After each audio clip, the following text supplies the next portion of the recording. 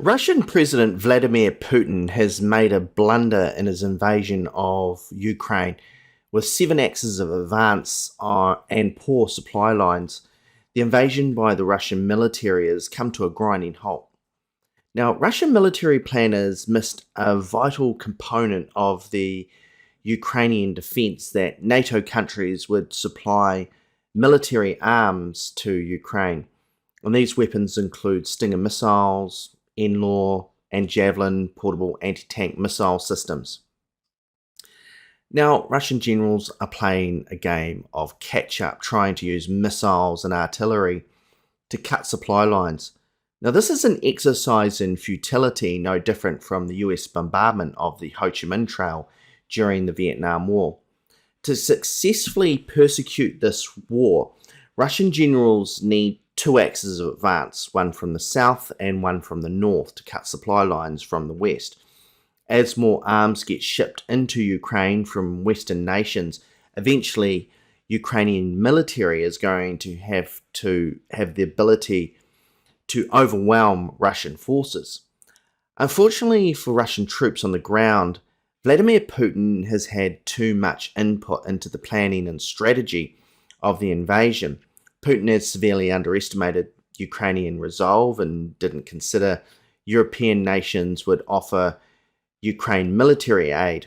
I think Putin thought that by invading the Ukraine, the government would just collapse and the invasion would be just a simple takeover. During World War II, the Wehrmacht, the German military, conquered Kiev by surrounding the city with over 1 million troops. This is not possible for the Russian military because they have approximately 250,000 troops to lay siege to Kiev, and this would extend their lines too far and make them susceptible to portable anti-tank missile attacks. Russian generals have realized they're out of options. Either they use chemical weapons and exterminate the population of Kiev, or bombard it with artillery and level the city.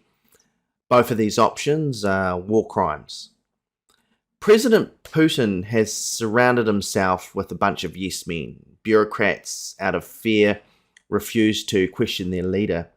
President Putin deploys state-controlled assassins that are prepared to kill any bureaucrat or Russian citizen that defies his authority. Russia is a totalitarian state tightly controlled by President Putin as his kleptocracy.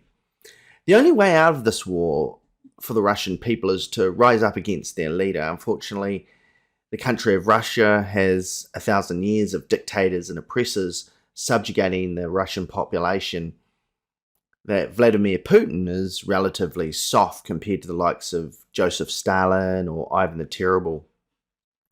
State oppression has become a mentality in Russia, and a liberal democracy is not in the interests of the oligarchy. At stake for the Russian nation are a humiliating military defeat and the possible loss of the Crimean Peninsula, and a possible incursion by Ukrainian forces into Russia itself.